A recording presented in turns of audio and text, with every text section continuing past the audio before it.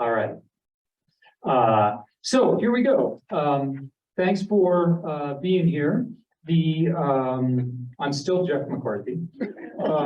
And welcome to Left in the Dust, Lessons from Owens Lake. This will be a conversation between Professor Bonnie Baxter and Professor Karen Pfeiffer. Karen Pfeiffer is professor of English at the University of Missouri, where she focuses on interdisciplinary studies of resource scarcity, human rights, and climate. She's the author of 3 books, dozens of articles, and scores of presentations. Karen was also a graduate student with me. And when we were graduate students together in the 1990s, pause to make Karen feel slightly uncomfortable. She was doing her PhD in comparative literature and also a master's degree in environmental studies. And that seemed to me to be a kind of eccentric combination. What in the world is she doing over there with the scientists? But now I see that Karen was actually inventing the environmental humanities. And so we're especially glad to welcome her here today to join us in the field that she really imagined some time ago. Karen's book, Left in the Dust, How Race and Politics Created a Human and Environmental Tragedy in LA, deals with Owens Lake and the environmental injustice of water politics and dust pollution. Karen's passion and expertise about Owens Lake make her an expert witness for our own conversation about Great Salt Lake in the present and in the future. Bonnie Baxter, many of you know, she's a well-known, much-loved leader here in this community. Bonnie is a professor of biology at Westminster College, where she studies microbes and halophiles on the Great Salt Lake. She also brings her expertise to interplanetary travel and the question of life on Mars. Professor Baxter is the founding director of the Great Salt Lake Institute, which connects research on our landscape with community. And it's exactly this combination of lake and people that makes her such an important interlocutor for the ideas we're dealing with today. So I think it's that combination that brings most of us here, and that combination between place and people that is putting the Great Salt Lake at the center of our attention and concern. So thank you, Bonnie. So without further ado, I'll turn it over to Karen Pfeiffer and Bonnie Baxter.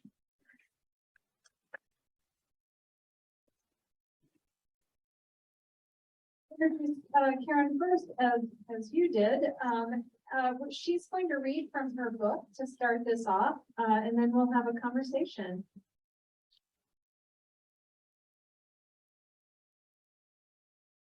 Well, I'm very flattered that I started environmental humanities. I think I need to put that in my resume. But I want to thank the panelists from the last session, because it reminded me that as the fight over water was going on in Owens Valley, it was the Paiutes there, when they took a leadership role, it made more of a leadership role. It made a huge difference in helping to get the water returned to the lake. They ended up filing a civil rights complaint, and a lot of things got set in motion. So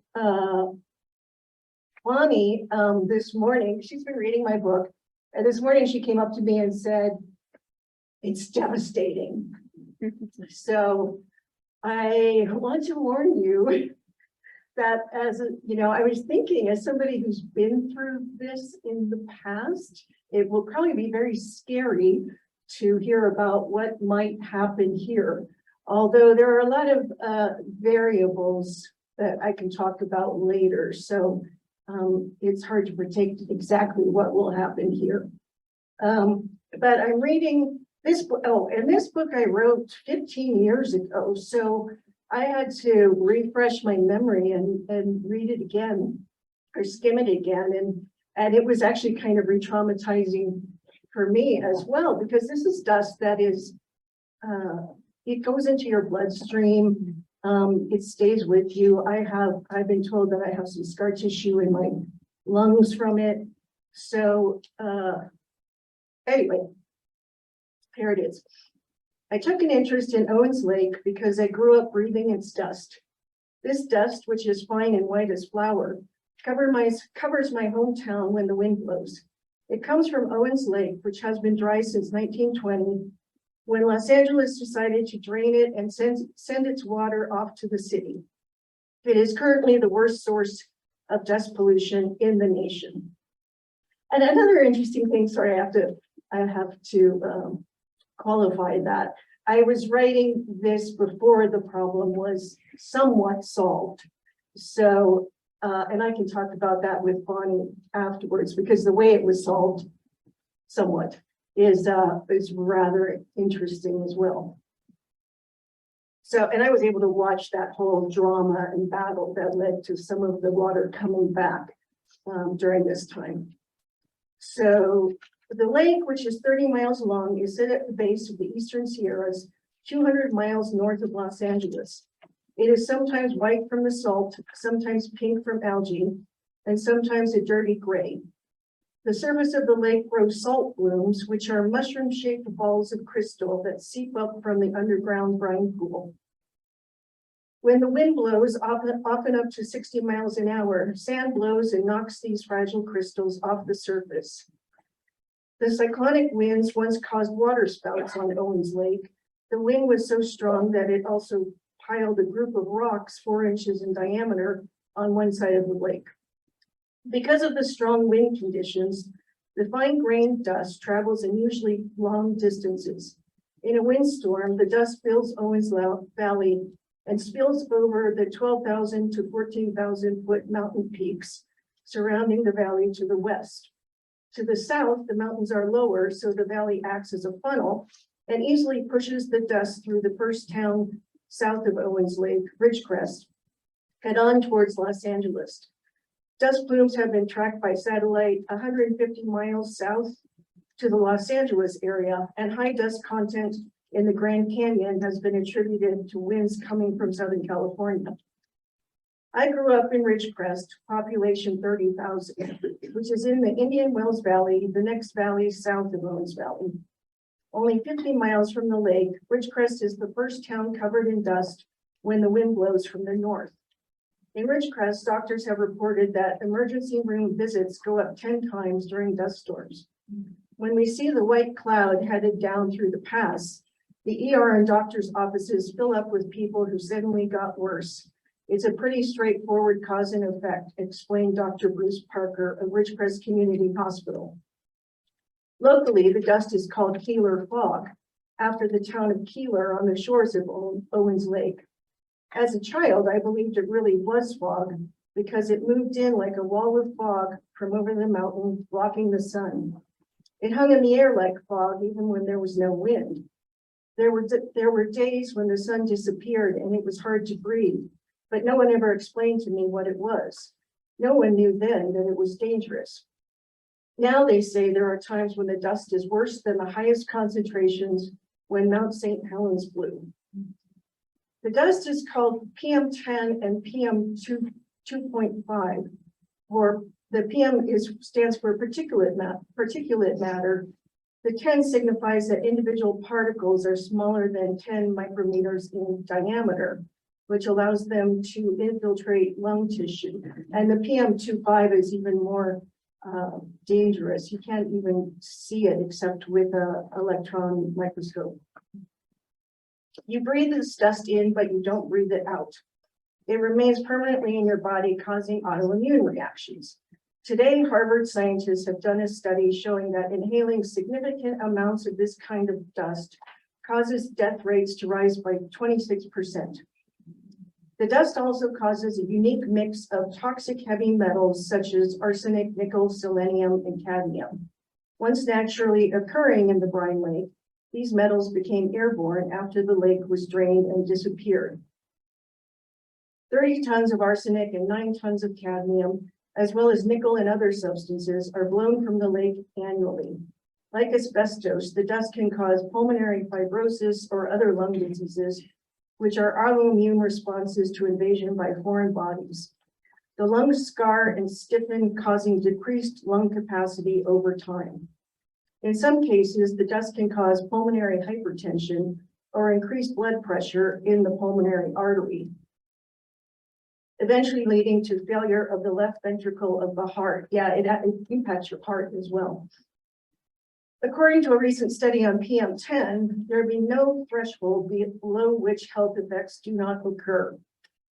These effects include absorption of the dust into the blood, allergic effects, fibrosis, cancer, and long-term decrease in lung function.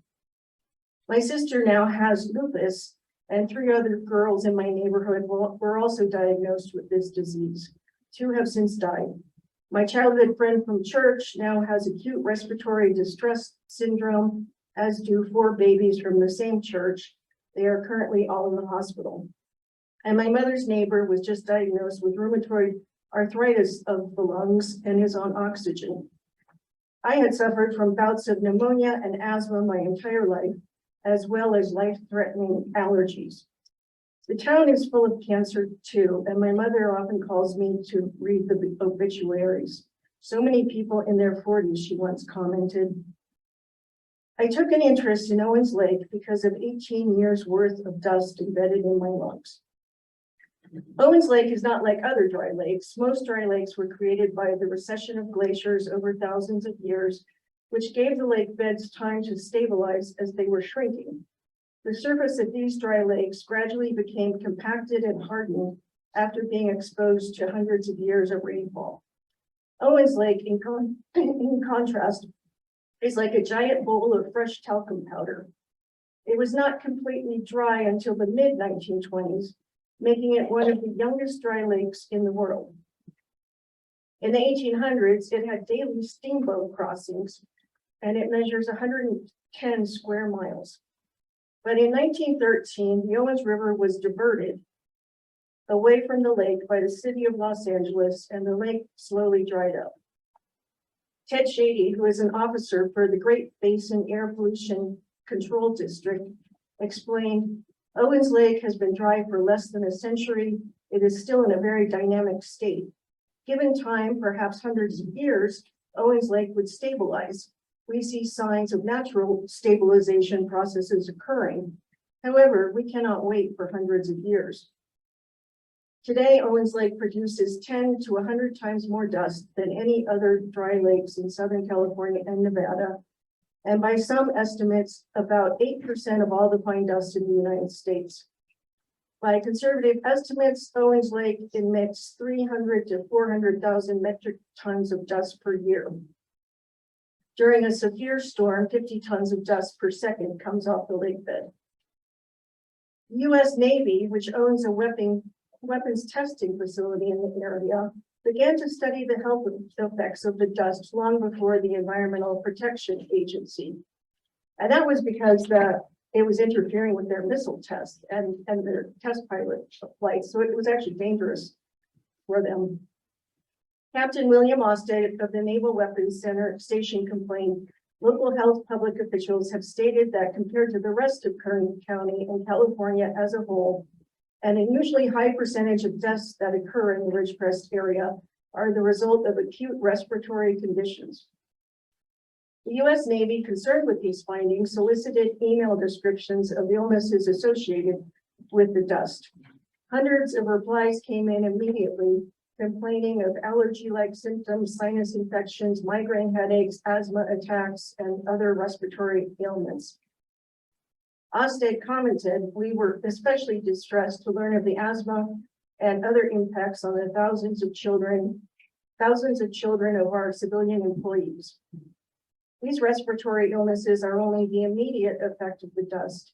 Many longer-term illnesses have either not yet presented themselves or have not been associated with the dust. In Owens Valley in Inyo County, 18,000 people live. There are several Paiute Indian reservations in the path of the dust, and the Paiutes have long been complaining of dust-related health problems. Tribal leader Sandra Jefferson Young from the Lone Pine Paiute tribe is tired of waiting for a solution to her health problems. In 1997, she said, "I think it's very criminal because I'm slowly dying. Once it was so bad that I ended up in the hospital because I couldn't breathe." Harry Williams of the Bishop Paiute tribe concurred, "We were being forced to live in a hazmat. We are being forced to live in a hazmat area every time we get a little bit of wind. Last Saturday, I drove through Lone Pine and could taste the metallic taste in my mouth. All the way, the wind was blowing from the south. You see this big brown cloud above you. If people don't think that is a problem, I don't know what is a problem." There are about 2,200 Paiutes living in Inyo County, as well as 290 Shoshone. This is the largest remaining Paiute population in the United States. Besides those impacted by the dust in Ridgecrest and Owens Valley, there are also those from Los Angeles who receive the occasional dust storm, especially those in LA's Inland Empire. Ellen Jensen described walking outside with her husband one day in San Bernardino, east of Los Angeles, and finding the ground covered in ash. She said, "When we went out to get the morning paper, we discovered our car was an ashtray. It was covered in gray ash. It was in the morning news. Where did it come from? Outer space. What was it?" By the time the evening news came on, it was discovered that it came from Owens Valley.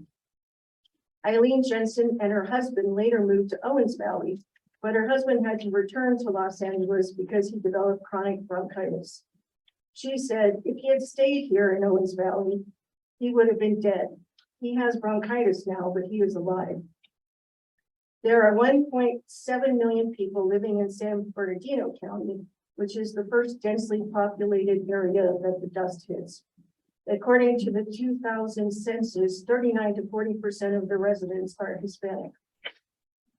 Besides people, the dust also impacts sensitive ecosystems in national parks and wilderness areas surrounding Owens Lake, including the John Muir Wilderness and Ansel Adams Wilderness.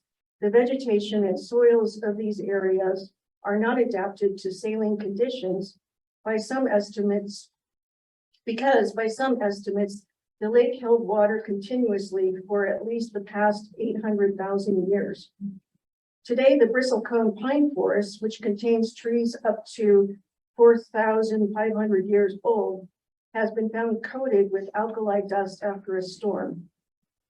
Harry Williams of the Bishop Paiute tribe commented, "There is every year 300,000 tons of dust, and it goes someplace. We are talking 80 years of 300,000 tons. I don't know what that adds up to, but it's landing someplace. It's landing on wetlands, it's landing on animals. Things are being affected. The Forest Service is telling you the oldest things in the world, it's up that high." In the early 1900s, horticulturists noticed that the Owens Lake fog that hung around the lake was an effective pesticide for local fruit trees. They also noticed that it killed unwanted plants in gardens and along roadsides. Owens Lake dust was briefly marketed as a pesticide or herbicide and even carried in cans across the Sierras to clear grass and shrubs along the railroad in San Joaquin Valley. Today, it is strangling national parks. Despite the obvious desiccation of Owens Valley, the Department of Water and Power once proposed that all remaining shrubs and trees in the valley be destroyed because they used water that could go to the city. In 1959, a DWP report proposed that A, the groundwater be pumped to a level that would no longer support the growth of plants in the valley, and B, a program of removal be used on any remaining plants in the valley. In 1970, the Department of Water and Power began pumping groundwater in the valley, lowering the water table from 9.5 to 15 feet. The woodlands and Tule reed marshes completely disappeared, leaving only alkali scrubland. By 1974, the grand jury described Owens Valley. The land is essentially barren, the pheasant population is zero, planted birds are shot in a few hours on 2 or 3 designated days. Quail may be seen principally around population centers. Ducks and geese rarely use the area once a major flyway, since food and water are no longer available. In contrast, the owner of the Cerro Gordo mine described the days when the lake was full. When the ducks took off on Owens Lake, you could hear them at Cerro Gordo, several thousand feet above the lake. You remember the days when the ducks were hauled out by the wagon load to feed the miners at Cerro Gordo. And there's lots of stories of how many birds that they would darken the sky. And then when the lake, very quickly drained, because Owens River is the only source of that lake. The poor ducks were, as the lake became more saline, it coated their feathers, so they couldn't fly away, and they just eventually starved. Navy scientists at the China Lake Naval Weapons Center first identified Owens Lake as a source of large dust storms in 1975. In 1979, after receiving a large number of complaints from the public, the Inyo County Board of Supervisors passed Resolution 7943, requesting the district to take whatever steps are necessary to abate said hazard. Legally, it fell under the mandate of the Great Basin Unified Air Pollution Control District, which is known as the APCD there, to abate such problems. So in 1982, the APCD demanded that because the Los Angeles Aqueduct had caused the dust problem, the Los Angeles Department of Water and Power must apply for an air quality permit to keep diverting water from Owens Lake.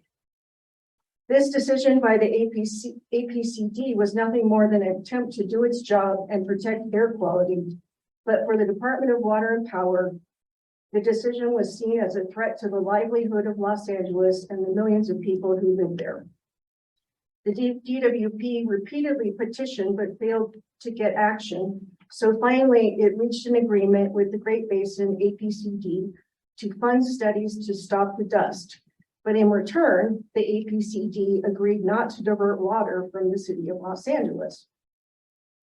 In 1987, the dust problem was recognized by the EPA as being in violation of the Clean Air Act. Later, its status would be raised to serious.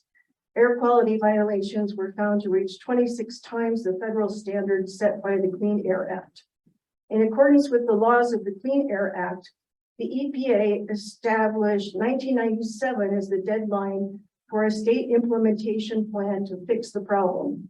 The EPA mandated that the Department of Water and Power clean up the problem, which the EPA called a major health risk. Even though the dust problem had existed since the 1920s, it took the administration over 60 years to even declare it a problem. Initially, this was due to ignorance about the danger of this kind of dust. But even after the EPA officially recognized the danger in 1987, it still took another 14 years for the DWP to start implementing a solution for reasons that were largely political. During this time, the Department of Water and Power continued to deny the dust was a problem, claiming that it only affected visibility a little. Controversy over the significance of Owens Lake dust swirled for decades, but the denial of risk may have been a strategic way for the DWP to deny or postpone responsibility.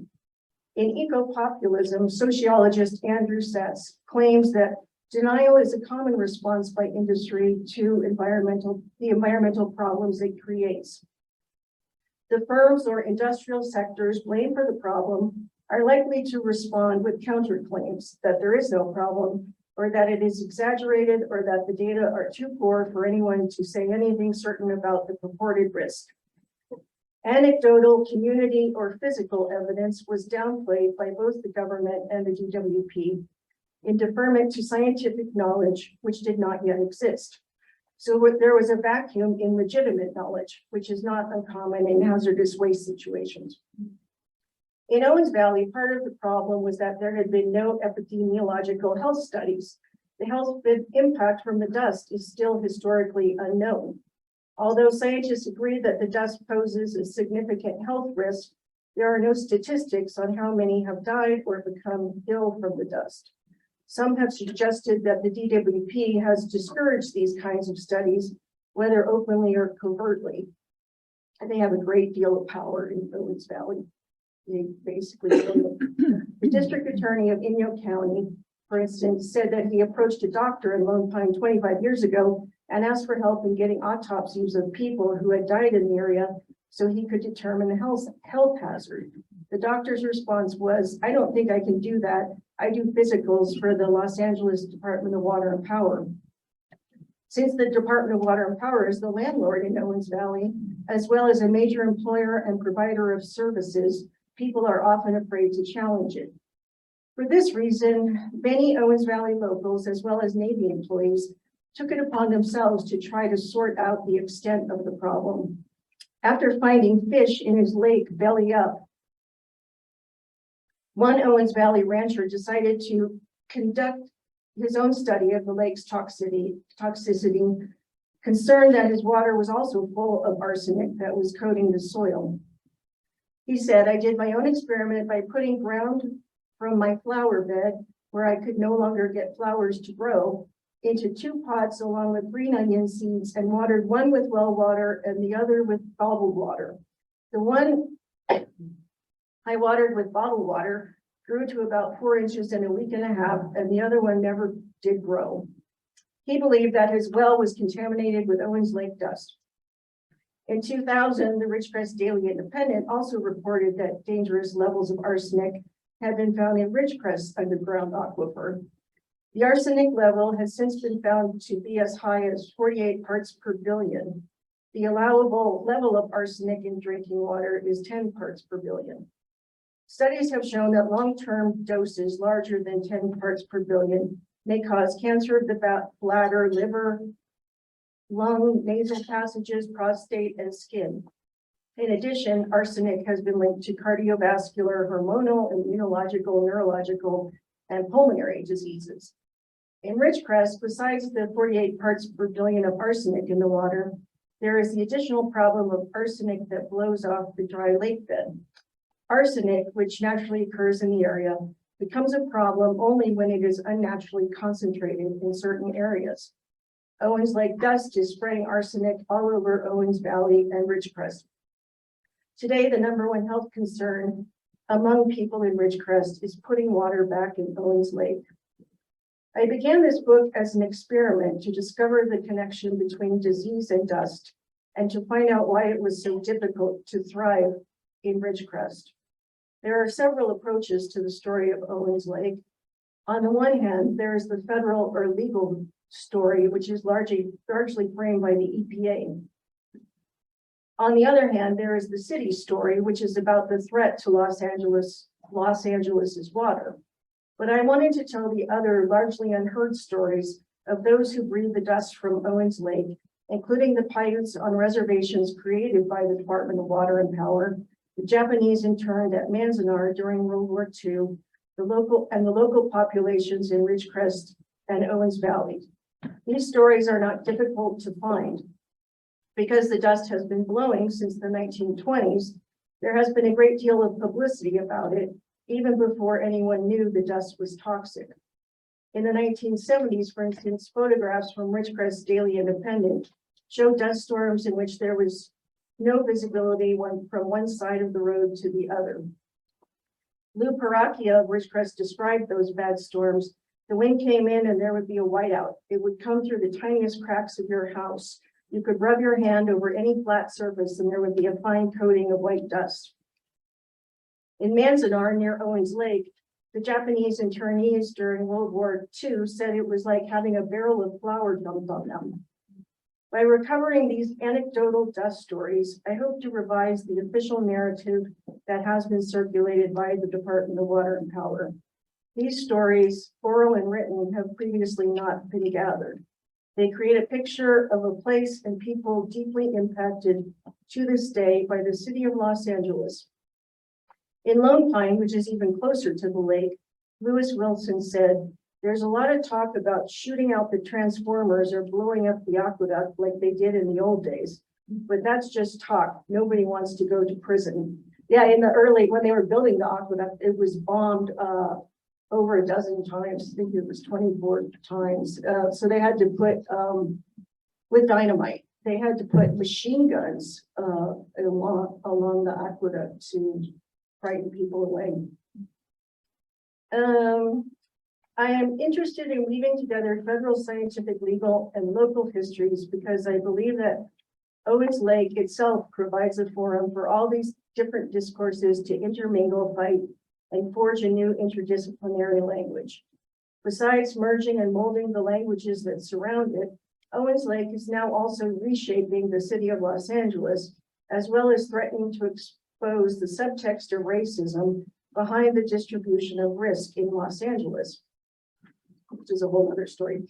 Ulrich Beck in Risk Society Towards a New Modernity argues that today's cities are forced to deal with the negative effects of modernization, whereas in the early 20th century, the immediate effects were often positive. Beck describes Risk Society as an epoch in which the dark sides of progress increasingly come to dominate social debate. The Department of Water and Power, for instance, has to choose between the lesser of two evils, the effects of toxic dust or not enough clean water for Los Angeles. In a risk society, the institutions themselves are forced to change because of the adverse effects of their working. The risks or negative side effects of urbanization and industrialization may have grown so great that the business of shuffling risks has overtaken the business of providing services. Across the nation, cities are finding themselves in financial crises as they deal with aging infrastructures and the environmental consequences of their own development. Oh, it's almost done. Los Angeles finds itself in a growing double bind because of Owens Lake. Returning water to Owens Lake means increasing water shortages and expense for the city of Los Angeles. For this reason, the city has long tried to avoid this responsibility. But hanging on to the water for Los Angeles means sacrificing the health of those outside the city, particularly the Indians of Owens Valley. Ultimately, the EPA will not allow this to happen, even if the city argues that it is the responsible thing to do. The city actually wanted to just declare Owens Lake a sacrifice zone and dump waste there because there's public trust doctrine governing how the lake is used, but the city wanted to override that by saying, well, there's no water in it, so let's just declare it a sacrifice zone. Luckily, that didn't happen, but that's a whole nother long story. But hanging onto the water for Los Angeles, ultimately, the EPA will know. Besides telling the stories of those who have breathed the dust, Left in the Dust examines how Los Angeles has dealt with this issue, which is ironically contributing to the argument to privatize water in LA. The city of Los Angeles is saying that it simply cannot afford to solve the problem. This book explains why the DWP held on to its water so tightly for so long, forcing the Great Basin Air Pollution Control District to try to stop the dust without using water, which didn't work. Ultimately, after 20 years of trying to solve the problem in this way, the DWP is being forced to return some water to Owens Lake. Today, as the DWP contemplates the possibility of permanently returning water to the lake, it is also being forced to revise drastically its ideas about serving the public good. It is also contemplating bankruptcy, as studies have shown that the expense of fixing Owens Lake may bankrupt the city. In this sense, the DWP may now be losing out not only to Owens Lake, but to private water and electric companies that are ready to move in if it collapses. Left in the Dust looks first at the history of the battle between Owens Valley and Los Angeles at the beginning of the 20th century and examines the DWP's financial crises at the end of the century when it was confronted with competitors like Enron and Poseidon. In both instances, with help from the government, the real benefactors have been corporate enterprises, venture capitalists, and real estate speculators. Those who have been sacrificed on both ends of the aqueduct are people of color and working class people.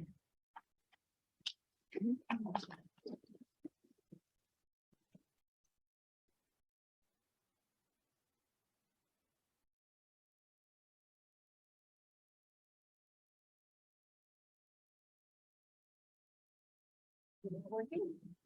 It's yellow. Uh-oh, yellow. Might work. Hey, sorry.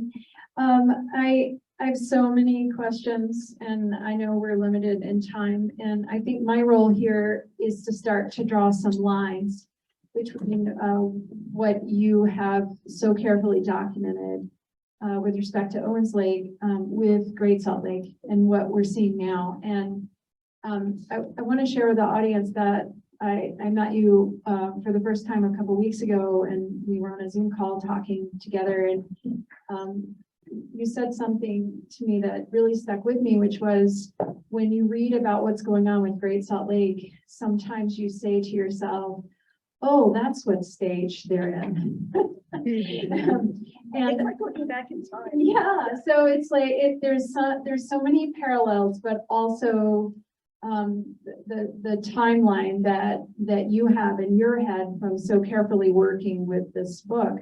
I can see you superimposing Great Salt Lake on top of that, and so I'll just say that we are currently experiencing dust storms. We've already started seeing that. We do have PM 10 days. We have PM 2.5 days. And we do have a history of mining that comes at play because there are heavy metals in the dust. So I think there are some early warning signs and parallels. And I wonder if you could just speak to what stage you think we are at. And then we'll get to some solutions, but and how to turn that around. So I don't want to leave everybody on a really negative note, because I think there are still things we can do. But could you speak to that timeline and how you superimpose that? Yeah, I looked up a little bit about Great Salt Lake. I mean, you guys know way more than I do. So, but I was curious about the air quality. And so I did see that you have it's called serious non-attainment, which is the designation for you're not meeting the standards for healthy air. The standard that you're not meeting is the 24-hour standard. So then they look at how many days did you exceed the 24-hour standard for PM10 or PM 2.5. And then I think it was like 11 days last year. What interested me though was when I was reading, because what the Air Quality Board does is they're supposed to locate the point source, which means who is responsible for this dust, and then they make those responsible do certain things to remediate the dust. Now the problem in Owens Valley was that this had never really been done for water, for who's taking the water. It's usually done with like coal plants or mining tailings and that kind of thing. And so they tell companies you have to clean this up. But so this Owens Lake sort of set the standard for how it's dealt with now. But what I found interesting in looking at your air quality report is that they seem to blame VOCs, which are called volatile organic compounds, like solvents and aerosols. There can be a chemical reaction that causes PM10 in the air. And they also talk about the copper mine, and the tailings.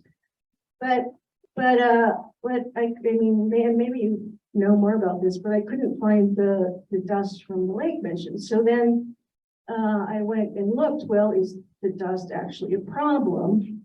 And I found a study that somebody from University of Utah had done in 2019. He did a boot test, which is, you're a scientist. I thought that was kind of cool. You just go around and like stick your boot on the surface, lake bed surface, and see if a dust plume comes up. And I thought, wow, that's a lot of sticking your foot, a lot of walking around, but he did every single exposed area of the lake bed to find out which ones would blow dust when the wind blew and what was in the dust and how high the wind would have to be for it to be a problem. And I think he found 30% of the exposed lake bed was emitting dust. And that dust here has a lot more nasty things in it than they did in Owens Lake. I mean, it has arsenic, but it also has things from the mine, the mines. So copper's a bad one. Selenium, we have selenium, but there were so many. I was surprised. We only have like 5. Cadmium. So yeah, that was what I thought was interesting, is when are they going to designate the dust as being from the lake as being a problem, and who are they going to hold responsible for that? It was very easy because there was only one point source there's no industry there, there was nothing. So it was so clearly the Department of Water and Power, but I could see it like getting legally sticky trying to sort this all out. So I want to point out how aptly titled the utility company, the Department of Water and Power. I've never heard anything quite so apt. And in your book, there is a thread about power, and it comes through not just in sort of the fighting over water and who controls the water and who's responsible for the dust, but it also comes in the form of racism.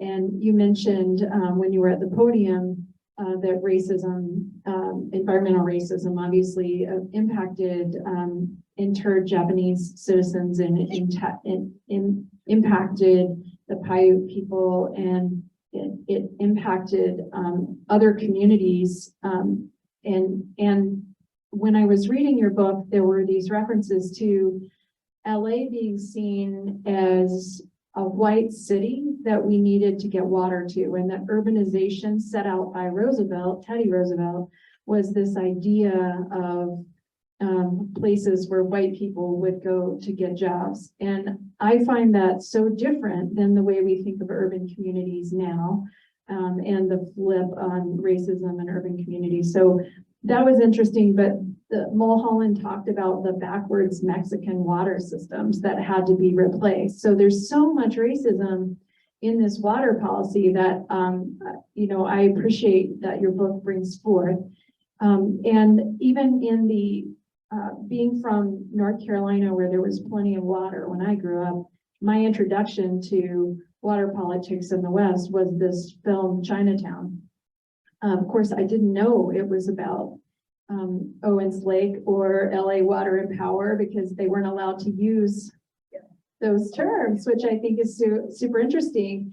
And the fact that the movie then makes Chinatown the title was to avoid lawsuits and avoid, and so then there's another set of racism. Hollywood can't even point out the serious power that's going on, and I find that fascinating.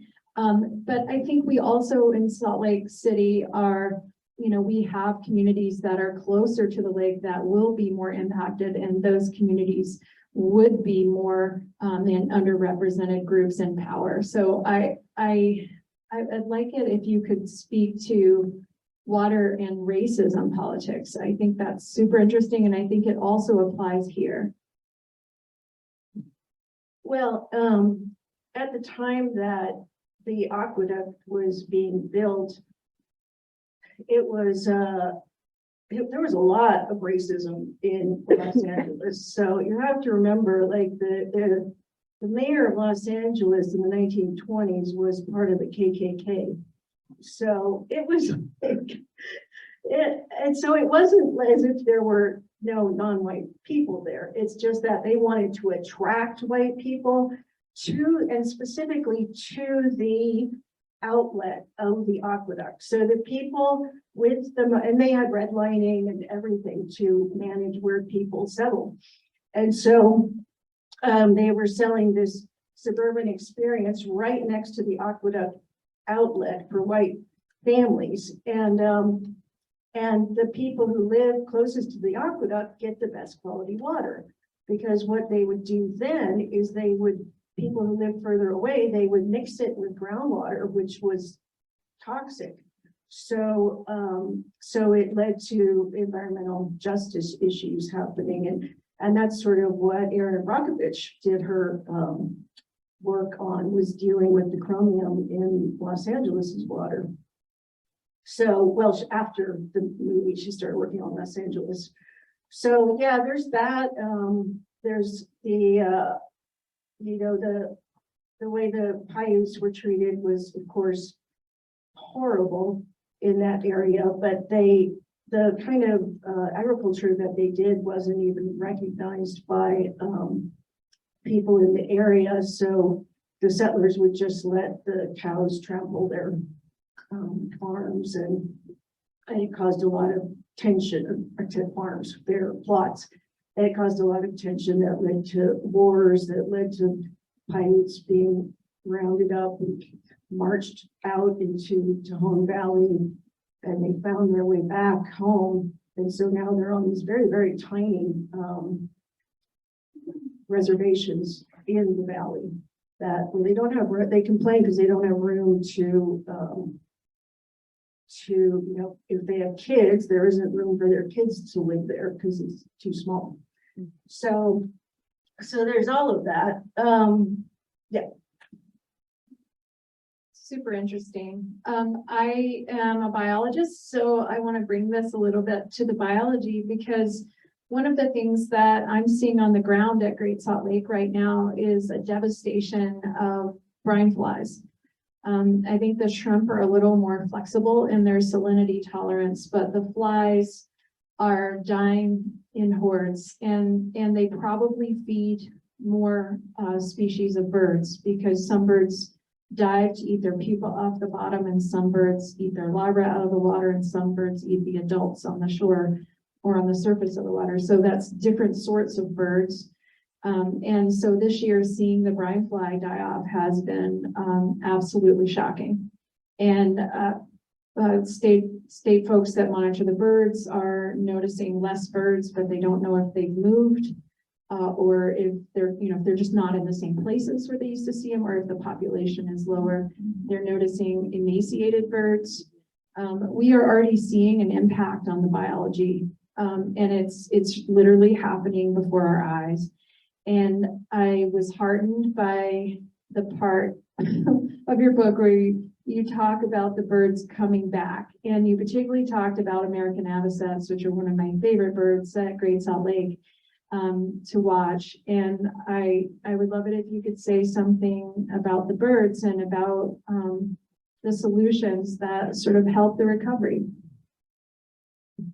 Yeah, so I was at the meeting where the board, the air quality board, voted to force Los Angeles to give back water, even though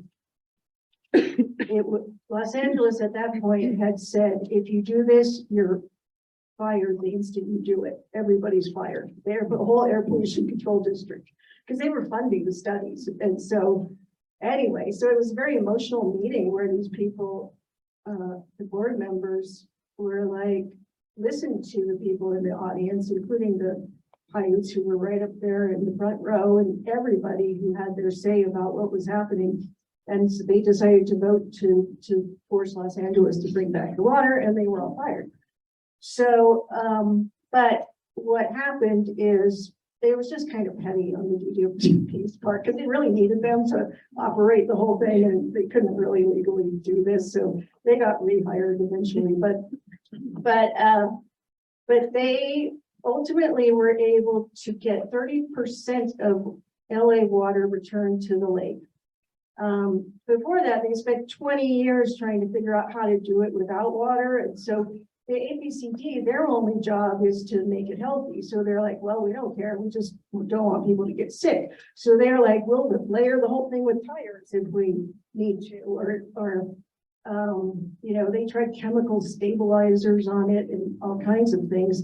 But then luckily, because of the public trust doctrine, they weren't able, because it's supposed to be maintained for scenic and recreational access, so they couldn't layer the tires. And but the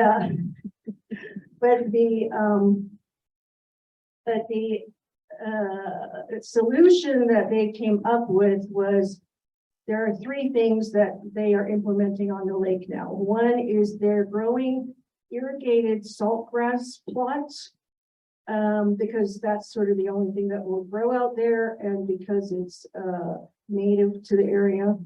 They are doing some shallow flooding, and they are layering it with gravel. And so I've been out there several times while they're doing all this, and I've actually been somewhat critical, because it doesn't look natural. It looks like this giant earth moving machines and constant planting and, fertilizing and gravel, just endless gravel.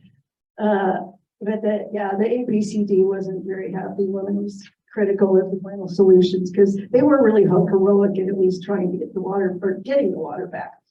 But in the shallow, so with the birds, in the areas where they do shallow flooding, the birds just instantly started coming back by the thousands. And so I would go down there and just see flocks and flocks. And it was just the most beautiful thing in the whole world. I mean, I wasn't supposed, that's the other problem. You're not even allowed to go out there. So every time I went out on the lake bed, I had to sneak out there past the no trespassing sign. But I was glad I did. I did drive out there. You can drive out there because there's roads too. But I was glad I did, because I got to see that little bit of healing on the lake bed.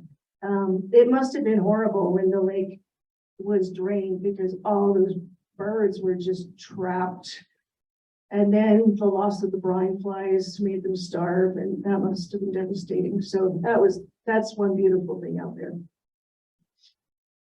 That's really heartening to think about recovery.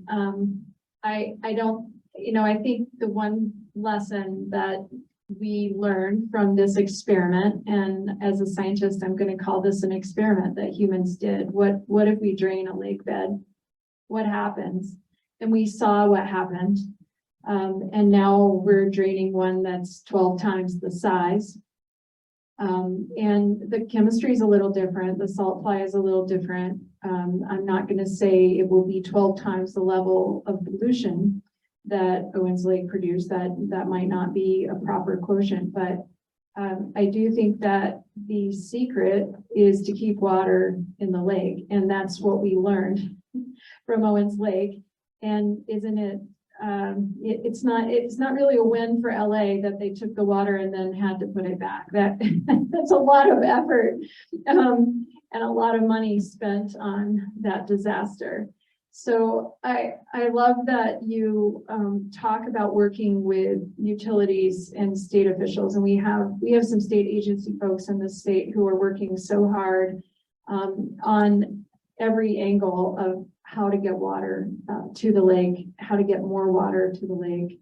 Some things were pointed to in the first panel about water usage, but I guess I have a question for you about, did you learn anything about how to get water back into Owens Lake that would be helpful in this early scenario on this timeline where we are?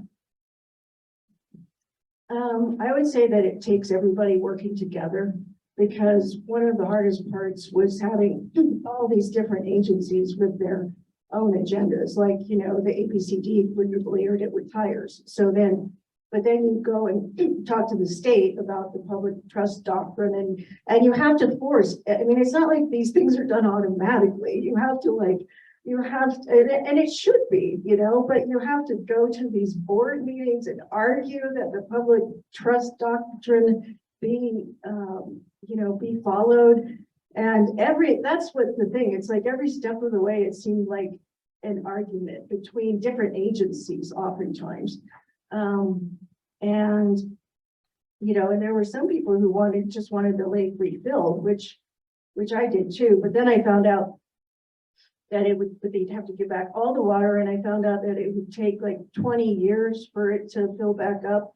So it wouldn't solve the health problem fast enough, is what they said. So,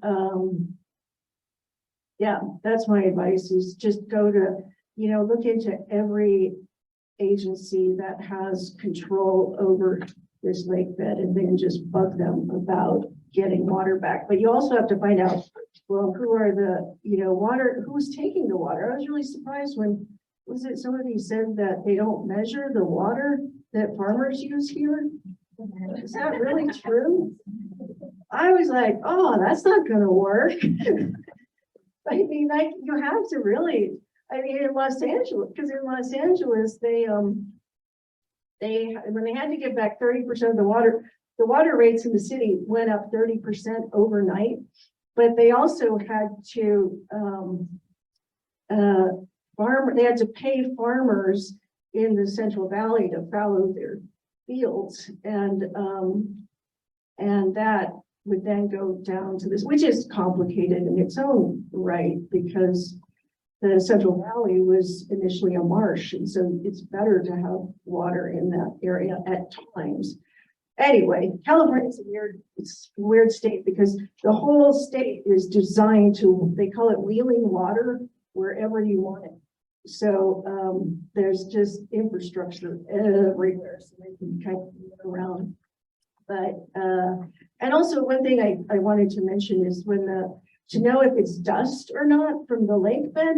One thing I found on the website is that the wind, you have to look at when the wind blows. And so if you look at the wind blows here between April and July. And so then you look at the chart, and the inversion layer happens in the winter, apparently. And so all I did was look at the chart and say, well, when are these PM 2.5 non-attainment days happening? And I found that a lot of them are happening in the summer when the wind blows. And that's a good sign that it's the dust from the lake. Well, I really appreciate all that you're talking about, and the public trust doctrine, I think, is something that we've thrown around in this state, which is a federal piece of legislation that has to do with maintaining a navigable body of water. And the problem is it overrides senior water rights, and then that becomes lawsuits for whoever enacts the doctrine. So if that were the state, then so it gets to be sort of mired in legal proceedings. And I think that Owens Lake had that, Monroe Lake had that, and it might be the future of Great Salt Lake to make things happen. I don't know. Yeah, I was going to say, expect 20 years of legal proceedings before anything gets done. That seems to be, well, that's how it worked there. Wow. I think we are ready for lunch, and I'm going to, in the interest of time, not open the floor for questions, but instead ask that you have your lunch with questions for Karen, and find her and ask them, because she's a great conversationalist. Thank you so much for the conversation.